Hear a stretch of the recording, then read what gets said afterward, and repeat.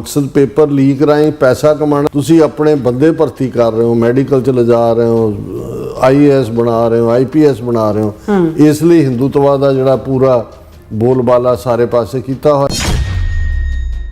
ਹੁਣ ਕੰਗਨਾ ਰਣੌਤ ਬਾਰੇ ਕੀ ਕਹਿਣਾ, ਲੇਕਿਨ ਉਹਨੂੰ ਕਿਵੇਂ ਉਤਾਰਿਆ ਜਾਂਦਾ RSS ਵੱਲੋਂ ਨੌਨਸੈਂਸ ਬੁਲਾਉਣ ਦੇ ਲਈ। ਉਹ ਕਿਸਾਨ ਮੂਵਮੈਂਟ ਦੇ ਵੇਲੇ ਹੋਏ, ਉਹ ਪੰਜਾਬ ਦੇ ਸਿੱਖਾਂ ਦੇ ਹਵਾਲੇ ਦੇ ਨਾਲ ਹੋਏ, ਜਾਂ ਜੈਨ ਜ਼ੀ ਦੇ ਹਵਾਲੇ ਨਾਲ, ਜਿਨ੍ਹਾਂ ਨੂੰ ਉਹਨੇ ਗਟਰ ਜਨਰੇਸ਼ਨ ਔਰ ਇਸ ਕਿਸਮ ਦੇ ਲਫ਼ਜ਼ ਕਹੇ। ਕੇਸ ਵੀ ਰਜਿਸਟਰ ਹੋ ਰਹੇ ਨੇ। 1-2 ਬੱਚੀਆਂ ਜਿਹੜੀਆਂ ਨੇ ਉਹ 24-25 ਸਾਲ ਦੀ, ਉਹ ਆਪਣੇ ਮਾਪਿਓ ਸਭ ਘਰ ਛੱਡ ਕੇ ਹੀ ਦੌੜ ਗਏ ਹੋਏ ਨੇ। ਇੰਨਾ ਹਰਾਸ। ਔਰ ਉਹਨਾਂ ਦੇ ਸੰਸਕਾਰੀ ਜਿਹੜੇ BJP ਦੇ ਲੋਕ ਨੇ, ਉਹ IT ਸੈਕਟਰ ਵਾਲੇ, ਉਹ ਉਹਨਾਂ ਨੂੰ ਰੇਪ ਦੀਆਂ ਔਰ ਦੂਸਰੀਆਂ ਧਮਕੀਆਂ ਦੇ ਰਹੇ ਨੇ। ਜਨਰੇਸ਼ਨ ਜ਼ੀਜ਼ ਗ੍ਰੀਵੈਂਸਿਸ ਆਰ ਜੈਨੂਨ। RSS ਚੀਫ ਮੋਹਨ ਭਾਗਵਤ ਉਹਨੂੰ ਕਿਹਾ ਜੀ ਉਹਨਾਂ ਨੂੰ ਅਪਸ਼ਬਦ ਮਤ ਬੋਲੋ, ਅਦਰਵਾਈਜ਼ ਉਹ ਰੇਡ ਤੇ ਦੂਜੇ ਹਰਾਸਮੈਂਟ ਕੇਸ ਚੱਲ ਰਹੇ ਨੇ ਉਹ ਤੇ, ਪਰ ਤੁਸੀਂ ਇੱਕ ਪਬਲਿਕ ਫੇਸ ਲੈਣਾ। Disagreeing with the tag of anti-national slapped on young protesters by some people। ਉਹ ਤੁਹਾਡੇ ਲੋਕ ਨੇ। ਕੰਗਨਾ ਰਣੌਤ ਤੁਹਾਡੀ MP ਹੈ, ਹੋਰ ਕਿੰਨਿਆਂ ਦੇ ਨਾਂ ਤੁਸੀਂ ਲੈਣੇ ਨੇ। ਇਹ ਤਾਂ ਜਿਹੜੀ ਸਾਡੀ ਜਨਰੇਸ਼ਨ ਸੀ ਉਹਦੇ ਨਾਲੋਂ ਵੀ ਬਹੁਤ ਇਮਾਨਦਾਰ ਨੇ। ਇਹ ਹੈ ਹੁਣ ਤੁਸੀਂ ਇਹਨਾਂ ਨੂੰ ਤੁਸੀਂ ਕਿਵੇਂ ਬੀਟ ਕਰ ਸਕਦੇ ਹੋ ਡਾਇਲੌਗ ਦੀ ਟੇਬਲ ਤੇ, ਨੈਗੋਸ਼ੀਏਸ਼ਨ ਦੇ ਵਿੱਚ, ਜਿਨ੍ਹਾਂ ਦਾ ਕੋਈ ਦੀਨ ਇਮਾਨ ਹੀ ਨਹੀਂ ਹੈ। ਇਸ ਬਦਲਦੀ ਦੁਨੀਆ ਵਿੱਚ ਤੁਸੀਂ ਪਿੱਛੇ ਨਾ ਰਹਿ ਜਾਓ। ਹਰ ਘਟਨਾ ਜੋ ਤੁਹਾਡੀ ਜ਼ਿੰਦਗੀ ਤੇ ਅਸਰ ਪਾ ਰਹੀ ਹੈ, ਅਸੀਂ ਉਸ ਬਾਰੇ ਦੇਵਾਂਗੇ ਤੁਹਾਨੂੰ ਸਟੀਕ ਤੇ ਸਹੀ ਜਾਣਕਾਰੀ। ਤੁਹਾਡਾ ਆਪਣਾ ਹੱਕ ਸੱਚ ਦੀ ਆਵਾਜ਼ TV84।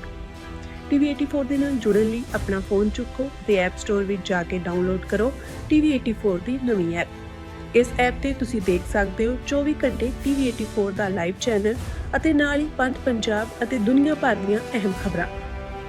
ਫਿਰ ਦੇਰ ਕਿਸ ਗੱਲ ਦੀ, ਹੁਣੇ ਡਾਊਨਲੋਡ ਕਰੋ TV84 ਦੀ ਨਵੀਂ ਐਪ।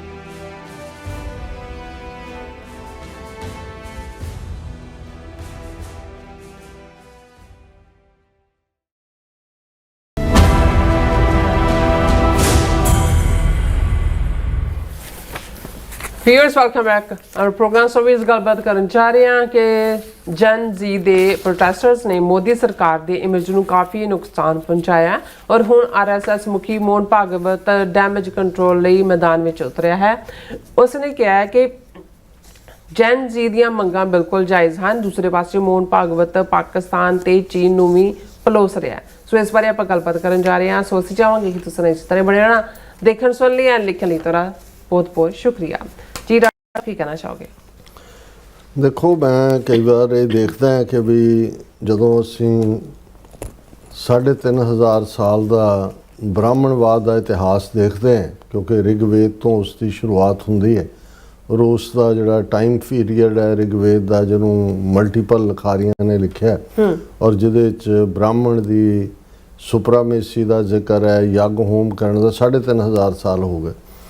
ਔਰ ਉਹਨਾਂ ਨੇ ਦੁਨੀਆ ਦੇ ਵਿੱਚ, ਇਹ ਠੀਕ ਹੈ ਸਲੇਵਰੀ ਵੀ ਰਹੀ ਹੈ, ਹੋਰ ਵੀ ਮਾੜੇ ਕਸਟਮ ਜਾਂ ਦੂਜੇ ਰਹੇ ਨੇ, ਲੇਕਿਨ ਬ੍ਰਾਹਮਣਵਾਦ ਨੇ ਜਿਹੜਾ ਸਭ ਤੋਂ ਖਤਰਨਾਕ ਜਿਹੜਾ ਵਿਚਾਰ, ਜਿਹੜਾ ਇੱਕ 3500 ਸਾਲ ਬਾਅਦ ਅੱਜ ਵੀ ਜਿਹੜਾ ਉਹ ਪ੍ਰੈਕਟਿਸਿੰਗ ਹੈ, ਉਹ ਸੀ ਵਰਣ ਆਸ਼ਰਮ, ਜ਼ਾਤ ਪਾਤੀ ਸਿਸਟਮ।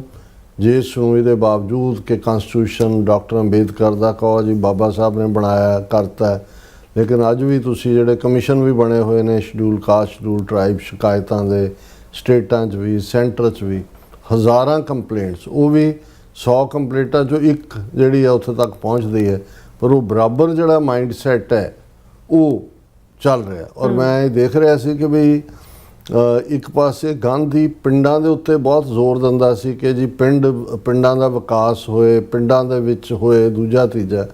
ਡਾਕਟਰ ਅੰਬੇਦਕਰ ਬਿਲਕੁਲ ਖਿਲਾਫ ਸੀ ਉਹ ਸ਼ਹਿਰਾਂ ਦਾ ਵਿਕਾਸ ਔਰ ਸ਼ਹਿਰਾਂ 'ਚ।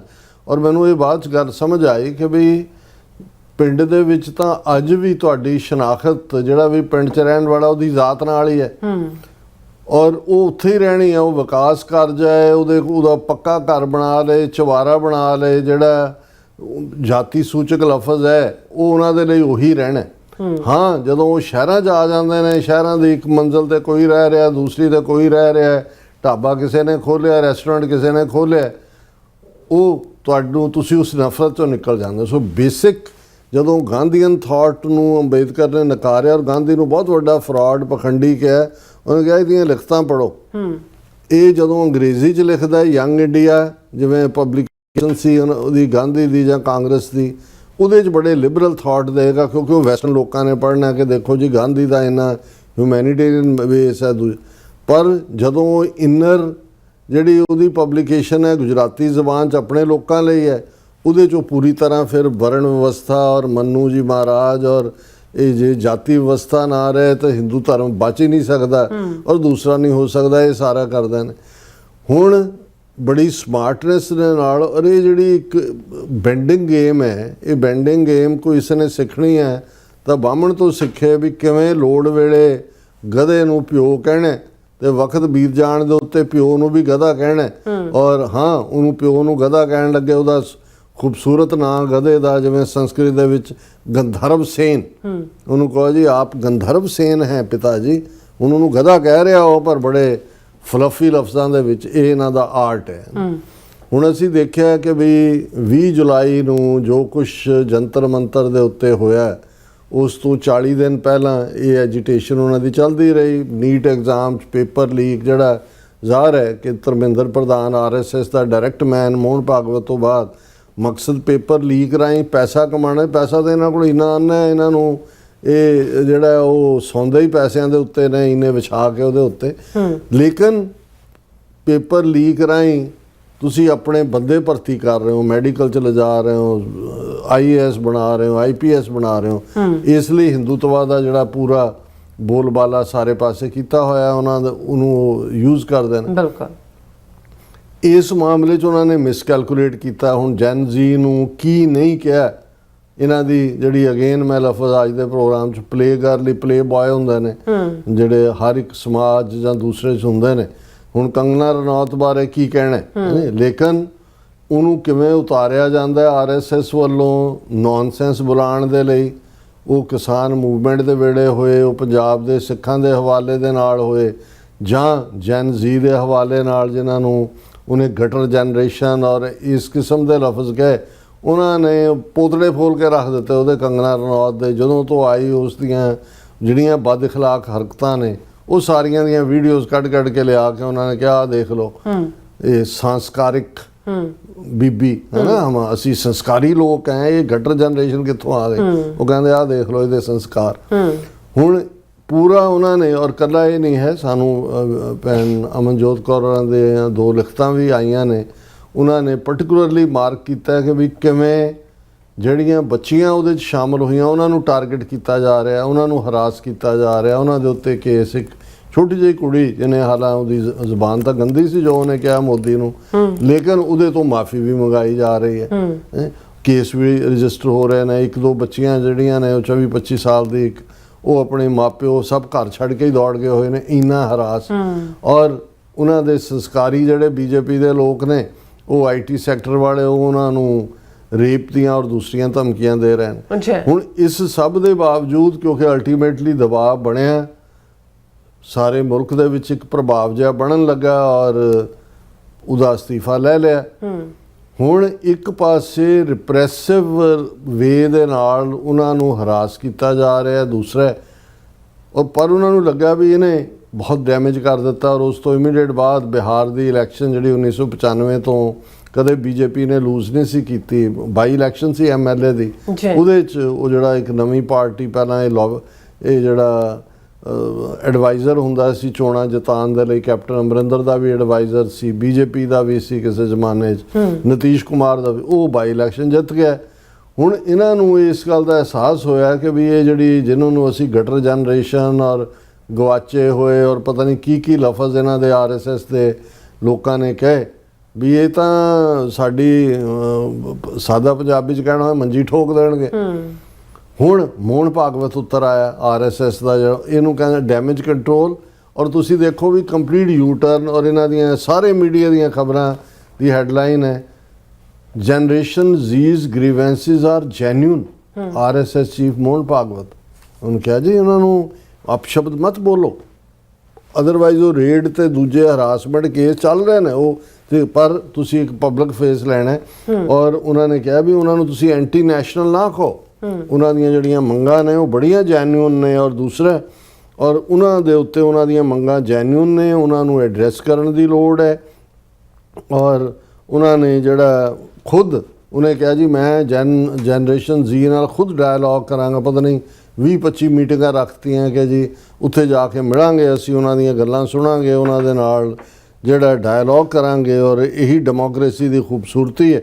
ਔਰ ਇਹ ਜਿਹੜਾ ਉਹਨੇ ਕਿਹਾ ਕਿ we disagreeing with the tag of anti national slapped on young protesters by some people ਤੁਹਾਡੇ ਲੋਕ ਨੇ। ਕੰਗਣਾ ਰਣੌਤ ਤੁਹਾਡੀ MP ਹੈ, ਹੋਰ ਕਿੰਨਿਆਂ ਦੇ ਨਾਂ ਤੁਸੀਂ ਲੈਣੇ ਨੇ ਜਿਹੜੇ ਜਿਨ੍ਹਾਂ ਨੇ ਕੀ ਨੇ। ਉਹ ਕਹਿੰਦੇ ਵੀ ਇਹ ਜਿਹੜੇ ਕੁਛ ਲੋਕਾਂ ਨੇ ਇਹਨਾਂ ਨੂੰ ਐਂਟੀ ਨੈਸ਼ਨਲ ਕਿਹਾ। ਉਹਨੂੰ ਕਹਿੰਦਾ generation Z was in fact much more honest than his generation. ਇਹ ਤਾਂ ਜਿਹੜੀ ਸਾਡੀ ਜਨਰੇਸ਼ਨ ਸੀ ਉਹਦੇ ਨਾਲੋਂ ਵੀ ਬਹੁਤ ਇਮਾਨਦਾਰ ਨੇ। ਇਹ ਹੈ ਹੁਣ ਤੁਸੀਂ ਇਹਨਾਂ ਨੂੰ ਤੁਸੀਂ ਕਿਵੇਂ ਬੀਟ ਕਰ ਸਕਦੇ ਹੋ ਡਾਇਲੋਗ ਦੀ ਟੇਬਲ ਤੇ, ਨੈਗੋਸ਼ੀਏਸ਼ਨ ਦੇ ਵਿੱਚ, ਜਿਨ੍ਹਾਂ ਦਾ ਕੋਈ ਦੀਨ ਇਮਾਨ ਹੀ ਨਹੀਂ ਹੈ। ਹੁਣ ਉਹ ਕਹਿ ਰਿਹਾ ਵੀ ਕੁਝ ਲੋਕ ਉਹਨਾਂ ਨੂੰ ਐਂਟੀ ਨੈਸ਼ਨਲ ਕਿਵੇਂ ਹੋ ਸਕਦਾ? ਇਹ ਤਾਂ ਸਾਡੇ ਨਾਲੋਂ ਜ਼ਿਆਦਾ ਇਮਾਨਦਾਰ ਨੇ। They are not anti national, they are our own next generation. ਇਹ ਸਾਡੀ ਅਗਲੀ ਜਨਰੇਸ਼ਨ ਹੈ। They have to be addressed with their relation. There has to be love. ਪਿਆਰ ਦੇ ਨਾਲ ਅਸੀਂ ਇਹਨਾਂ ਦੇ ਨਾਲ ਡਾਇਲੋਗ ਕਰਨਾ ਹੈ। ਉਹਨੇ ਕਿਹਾ ਕਿ ਬਈ ਇਹ ਜਿਹੜੀ ਜਨਰੇਸ਼ਨ ਹੈ ਇਹ ਡਿਫਰੈਂਟ ਹੈ। When we were generation Z we listened and to what our elders told us। ਅਸੀਂ ਤਾਂ ਸੁਣਦੇ ਸੀ ਜੋ ਵੱਡਿਆਂ ਨੇ ਕਿਹਾ। ਨਾਓ ਜਨਰੇਸ਼ਨ Z ask questions। ਹੁਣ ਉਹ ਸਵਾਲ ਪੁੱਛਦੇ ਨੇ। ਸਾਡੇ ਵਾਂਗੂ ਸਾਡੀ ਜਨਰੇਸ਼ਨ ਵਾਂਗੂ ਫਰਮਾਨਦਾਰ ਨਹੀਂ ਨੇ, ਆਗਿਆਕਾਰ ਨਹੀਂ ਨੇ। They want logical answers. ਉਹਨਾਂ ਨੂੰ ਤੁਸੀਂ ਤਰਕ ਦੇ ਨਾਲ ਸਮਝਾ ਸਕਦੇ ਹੋ। They want love too. This should be there. ਪਿਆਰ ਦਿਓ ਉਹਨਾਂ ਨੂੰ। ਤੁਸੀਂ ਦੇਖੋ ਹੁਣ ਬੰਦਾ ਕਹੇ ਵੀ ਇਹਨਾਂ ਨੂੰ ਥੱਲੇ ਬਿਠਾ ਲੈ, ਜੁੱਤੀ ਲੈ ਲਾ, ਇੱਕ ਤੋਂ ਸ਼ੁਰੂ ਕਰੇ, 99 ਤੇ ਆ ਕੇ ਗਿਣਤੀ ਭੁੱਲ ਜਾਏ, ਫਿਰ ਇੱਕ ਤੋਂ ਸ਼ੁਰੂ ਕਰੇ, 100 ਨਾ ਪੂਰਾ ਹੋਣ ਦੇ ਜੁੱਤੀਆਂ ਜਦੋਂ ਤੱਕ ਜਿਹੜਾ ਸਿਰ ਜਿਹੜਾ ਉਹਦਾ ਗੰਜਾ ਨਾ ਹੋ ਜਾਏ। ਇਸ ਲੈਵਲ ਦੇ ਉੱਤੇ ਤੁਸੀਂ ਕਰ ਰਹੇ ਹੋ। ਅੱਛਾ।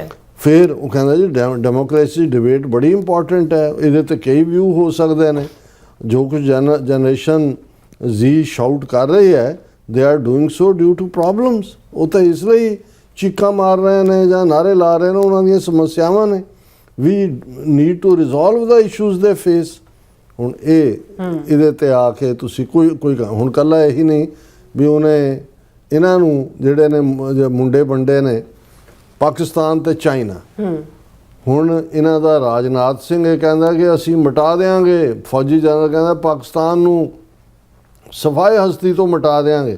ਹੁਣ ਇਹ ਮੋਹਨ ਭਾਗਵਤ ਜਿਹੜੀ ਅਸਲੀ ਪਾਵਰ ਹੈ ਉਹ ਕੀ ਕਹਿ ਰਿਹਾ?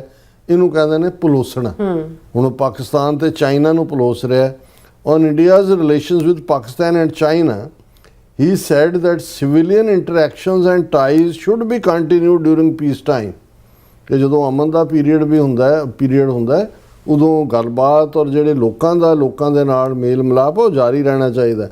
ਇਨ times of conflict we have to go with our government. ਜਦੋਂ ਟਕਰਾਅ ਹੋਏ ਉਦੋਂ ਤਾਂ ਤੁਸੀਂ ਸਰਕਾਰ ਦਾ ਸਾਥ ਦਿਓ, ਭਾਵੇਂ ਸਰਕਾਰ ਜਿੰਨੀ ਮਰਜ਼ੀ ਝੂਠ ਬੋਲ ਰਹੀ ਹੋਏ।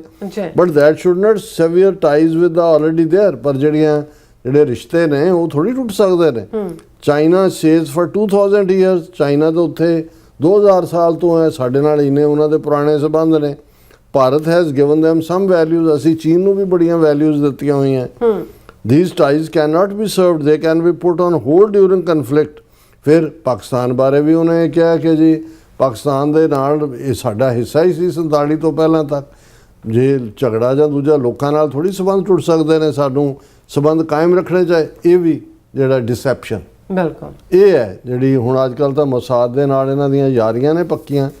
ਔਰ ਬੀਤੇ ਕੱਲ੍ਹ ਨੇਤਨਯਾਹੂ ਨੇ ਸਪੈਸ਼ਲ ਕਾਲ ਕਰਕੇ ਮੋਦੀ ਦੇ ਨਾਲ ਜਿਹੜੀ ਹੈ ਹੁਣ ਕੀ ਉਹਨਾਂ ਨੇ ਦੋਨੋਂ ਜੈਨੋਸਾਈਡ ਕਰਨ ਵਾਲੇ ਔਰ ਦੋਨੋਂ ਹੀ ਵਾਰ ਕ੍ਰਿਮੀਨਲਸ ਨੇ ਕੀ ਗੁਫ਼ਤਗੂ ਕੀਤੀ ਇਹ ਪਤਾ ਨਹੀਂ। ਪਰ ਇਹ ਜੋ ਮੋਹਨ ਭਾਗਵਤ ਕਰ ਰਿਹਾ ਹੈ ਇਹ ਐਗਜ਼ੈਕਟਲੀ ਬਾਬਣਵਾਦ ਤਾਂ ਹੈ ਹੀ ਸਰਵਾਈਵ ਇਹਦੇ ਚੋਂ ਕੀਤਾ। ਪਰ ਜਿਹੜਾ ਇਜ਼ਰਾਈਲ ਇਹਦਾ ਯਾਰ ਹੈ ਜੋ ਬਣਿਆ ਹੋਇਆ ਇਹ ਟਵਿਨ ਜਿਹੜਾ ਉਹਦਾ ਭਰਾ ਹੈ ਨੇਤਨਯਾਹੂ, ਉਸ ਇਜ਼ਰਾਈਲ ਦੀ ਖੁਫੀਆ ਏਜੰਸੀ ਮੋਸਾਦ ਉਹਨਾਂ ਦਾ ਇਨਸਿਗਨੀਆ ਬਾਈ ਦਾ way of deception we win ਦਾ ਵਾਰ। ਬਿਲਕੁਲ ਕਿ ਜੰਗ ਜਿੱਤਣ ਦੇ ਲਈ ਧੋਖਾ, ਡਿਸੈਪਸ਼ਨ। ਤੁਸੀਂ ਇਹ ਕਹੋ ਕਿ ਜੀ ਤੁਸੀਂ ਤਾਂ ਸਾਡੇ ਜਨਮਾਂ ਦੇ ਸਾਥੀ ਹੋ, ਪਰ ਜਿਉਂ ਹੀ ਜੱਫੀ ਮਾਰੋ, ਹੱਥ ਤੁਹਾਡੇ ਛੁਰਾ ਹੋਏ, ਉਹਦੀ ਪਿੱਠ 'ਚ ਮਾਰੋ, ਐਂਡ ਕਰ ਦਿਓ। ਇਹ ਹੈ, ਇਹਨੂੰ ਡਿਸੈਪਸ਼ਨ ਕਹਿੰਦੇ ਨੇ, ਧੋਖਾ ਕਹਿੰਦੇ ਨੇ। ਔਰ ਇਹ ਇਹਨਾਂ ਬ੍ਰਾਹਮਣਵਾਦੀਆਂ ਦੇ ਜਿਹੜਾ ਰਗੋ ਰੇਸ਼ੇ ਦੇ ਵਿੱਚ ਹੈ, ਇਹਨਾਂ ਦੇ DNA ਦੇ ਵਿੱਚ ਹੈ। ਜੀ ਡਾਕਟਰ ਸਾਹਿਬ, ਤੁਹਾਡਾ ਬਹੁਤ ਬਹੁਤ ਧੰਨਵਾਦ। ਸਾਥ ਲੈਣੇ ਬ੍ਰੇਕ। ਵਿਊਅਰਸ, ਤੁਸੀਂ ਕਿਤਨੀ ਜਾਣਾ ਮਿਲਦੇ ਆਫਟਰ ਦਿਸ ਸ਼ਾਰਟ ਬ੍ਰੇਕ।